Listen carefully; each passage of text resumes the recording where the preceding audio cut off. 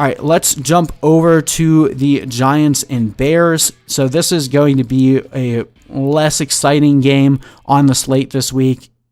Bears, obviously known for their defense. The Giants had a very poor showing against the Steelers, at least defensively and on the ground. Saquon Barkley there with only 6 rushing yards. A lower over-under, although not as low as I was expecting it to be, 42 right now, with the Bears projected to win by 5.5, giving us an implied point total of about 24-18. To me, I still feel like that might actually be a little bit aggressive in this one. The Giants were not really able to do anything other than air it out with Daniel Jones.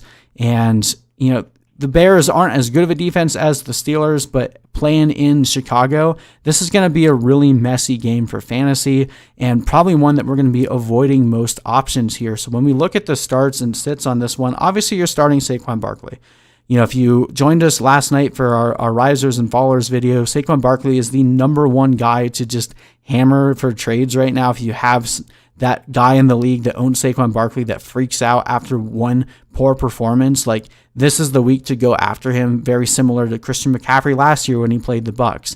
He's going to have a good game because he always has that baseline of usage in the passing game. Now the Bears were able to successfully slow down Marvin Jones and the Lions pass attack last week, but the Lions were able to, get a lot of work done with their tight end. So while Evan Ingram had a very dismal showing in week 1, there was a lot of almosts with Evan Ingram. There was a very easy touchdown that he just didn't run the route quite the way that Daniel Jones thought he was going to. He had multiple drops in that game. So Evan Ingram went from, one of the worst tight ends on the week. If 2 or 3 of those plays had gone the way that they should have, he would have actually been, close to the top. So Evan Ingram is a guy that I'm going to put my faith in one more time and say, yes, you had a crappy week 1. I think that was just knocking off some rust. We saw that the Bears struggled against the tight ends in week 1. I think Evan Ingram is a solid start in this one. Now, in terms of Slayton and Shepard, I'm not saying you don't start them. I'm just concerned. We've seen this disappearing act with Slayton before, where one week he is an absolute beast and the next week he completely disappears.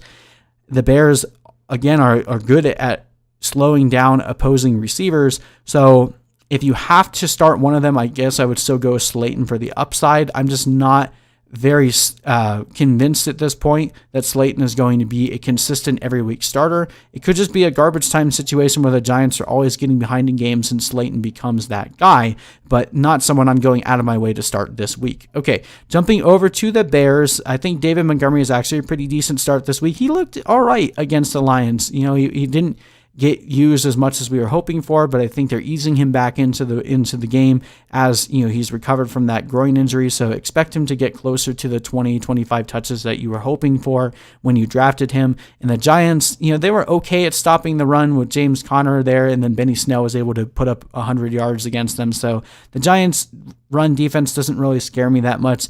I expect this to be a game where the Bears are kind of controlling the game flow for the most part. So David Montgomery is a fine start this week. Allen Robinson is going to be a beast. He's fighting for that contract according to, his agent and what's happened. He cleared the air with Matt Nagy. He's going to keep playing, and he wants to either get paid or, if he ends up getting traded, they're still going to continue to use him in this high targeted role, because he's clearly their best option on the team. So not going to get cute. We're starting Allen Robinson here. And then, of course, the Bears defense is going to be a really good play this week with the way that the Giants offensive line looked last week. Daniel Jones was the most pressured quarterback of any quarterback in the league.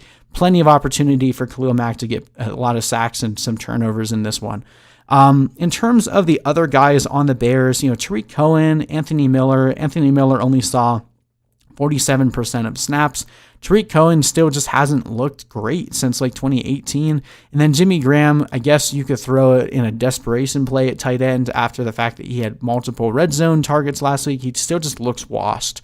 So I'm not going out of my way to start any of these guys. And of course, I'm not going to go out of my way to start Trubisky. There's just too many other streaming options to really make it worthwhile to play either of these quarterbacks here. So we have this game coming in a little bit lower than Vegas is projecting. We have the Bears winning this one by 6, winning 20-14 over the Giants.